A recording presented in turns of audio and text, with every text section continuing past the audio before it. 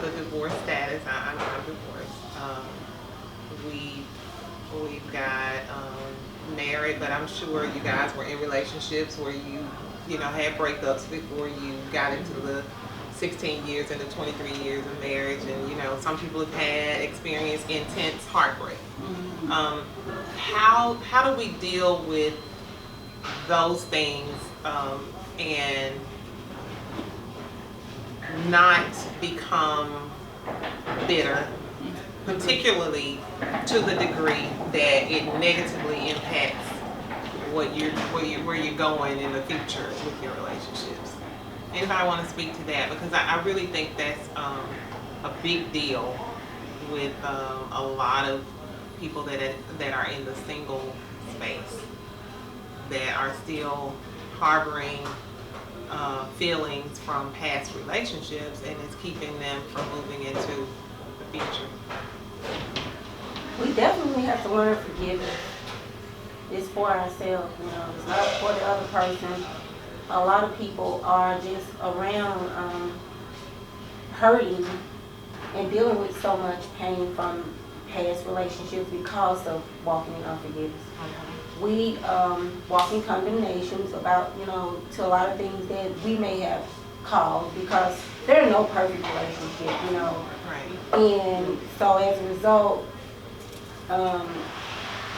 you start harboring those ill feelings, and the next thing you know, you take them into the next relationship, and you just can't go, and you can't grow because you haven't learned how to forgive yourself and become a new person. You know, it's just like you have to put away those old things and renew your mind, renew your thinking, and, you know, start speaking positive things over yourself so that you can be a better person. So, Keitha was speaking earlier about when she first started talking about when she and Chris started to grow together and how accepting he was of her child. How involved should children be when we go into these relationships? How involved do you think they should be? And I know age will play a role in that, but how involved should they be in terms of the choices that we make in relationships? Well, I do think age is a factor. When I started dating my husband, my daughter was younger. But I was careful about that even then because I was in the dating arena. And so I was always careful about not bringing my child around the guys that I was dating because until I was sure that this was going to be a lasting relationship. So I think you have to be careful, like initially, you know, I know some women, they introduce their children to every guy they meet. You know, it's like they're here today and gone tomorrow. So I guess you have to be intentional even with that. So I just recommend first figuring out where the relationship is going before you start involving the children in the relationship. And that's been my experience. When I was dating and my kids were younger too, another thing that I would always say to the guy is 85% of what happens here is based on my kids. I would let them know, you can't handle that, you know, probably we're going to have to move forward because when you have small children, you know, and as a single mom, you know, they're your priority. And no good mother is going to prioritize dating over her children. So I think that's the other side of it. Yes, we have to be definitely concerned with who we have around our children and how soon we expose our children to people that we're not sure if they're going to be a fixture in our lives. But also, even if you get involved in that relationship, you know, how much time can you really, you know, give? Like, what's the balance there? And then sometimes it may be that you're giving the children more time than you are the relationship. And so I'd really like to chime in there for even in the marriage. that's a little bit of confession for me as a new empty nester, where my husband recently said to me, you know, how excited he was just to, you know, reconnect with me, the wife. Like, here's my Randy, like you've been attending all this time. Yeah. And so to any woman considering marriage, or if you're struggling in that place as a wife and mother, we're supposed to serve him and to meet his needs, and not neglect him for what we want to experience with the children. And I can honestly say that when my children saw my husband loving me, then they loved him all the more, because you know, in my home it's a given, we riders, you know, it's them and me kind of thing for sure.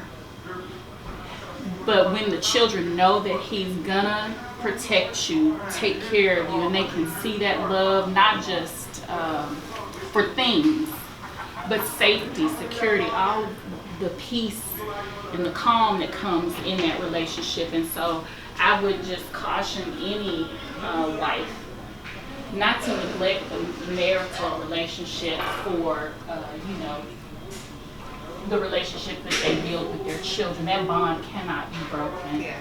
And I really think that that's where the heart of God lives, because a man can't experience what God sacrificed when he gave Christ to us, you know. And but we have that heart in us because we have the ability to live life. Yeah. Yes. So, looking at it from the other side, with guys, you know, meeting guys, and say, you know, they have an ex, and they have children, and maybe with their ex, they don't have a healthy relationship. They're fighting pretty much. You meet somebody and they've got all this drama and baggage. Do you, how do you, or even should you move forward in a relationship when the guy has all of this chaos going on the other side, but you met him and you've maybe had that connection and some chemistry and all I need you to that? go and take care of that. Don't bring me in that drama. Go and take care of that. I think you should Resolve it. Yeah, because really we can't move forward Yeah. to bring us together. Not in harmony. Right. Right. And I find it upsetting. Well, I'm not necessarily attracted to a person who degrades or constantly brings up, Good point. you know, an ex, or Right. brings all of that to me. You know, I can understand your person would want to share, but it's the way you do it. Right. And if you're degrading that person, then now I have a different perspective in terms of what I think of your character. Right. So then that's the first problem. And then, like she said, I need you to take care of it. Yeah. The guy, we meet a guy, he's separated. He says he's leaving though. What do you do? Divorce. You gotta be divorced. I have to ask that because that's real. Yes. That's a real deal, you know. How long is the separation? You know, some people will be separated for 15 years, you know. Well, see, and I agree with that. You know, I don't know. Somehow I find that not to be so appealing. Like, what is it? What are you waiting on? Right. 15 Right. years of separation. That's That's kind a long of time. extreme, isn't it? Well, then they say, oh, well, you know, I'm just staying for the children. Yeah. That's the main reason. Yeah. So many reasons, but you know, the whole thing is we know that is real. We know that's a real scenario. And I was just wanting us to touch it all. So how do you set and even manage expectations for a relationship? Knowing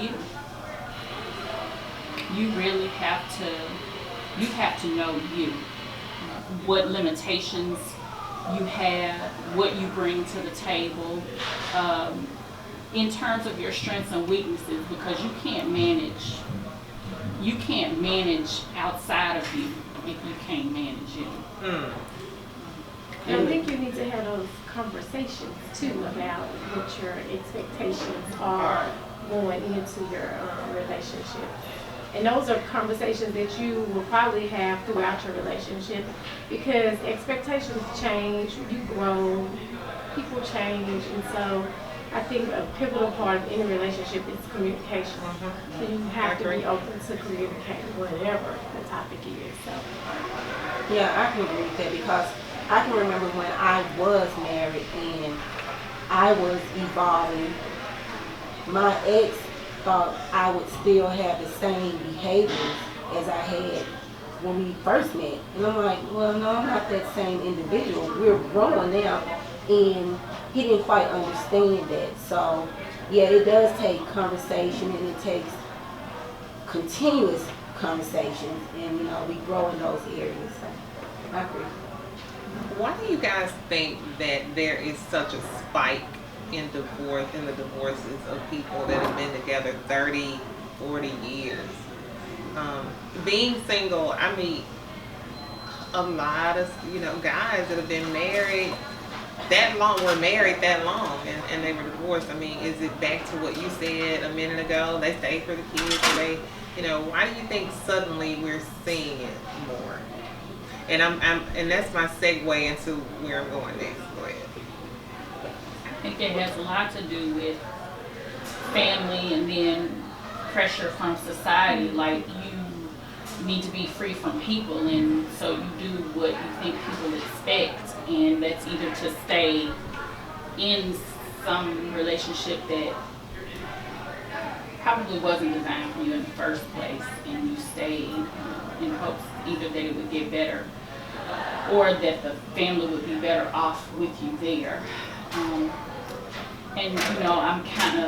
I think that slides up and down the scale too. Sometimes it works out for the best, and other times, it should have gone a long time ago. Mm-hmm. And so I do think that's an individual family kind of thing, but I do believe it's a pressure from people and not folks really willing to stand up for what's good for them. And maybe this move in empowerment today, and the presence of social media and propaganda around growth and empowerment empowers people to, kind of take charge in that way. So let's just think about for a minute how the definition of marriage has changed. And let's prepare to talk about how that will impact how men and women approach relationships in the future. So we're going to take another break, and we'll still here with you on 94.7 FM, The Gospel Giant. We'll be right back. All right.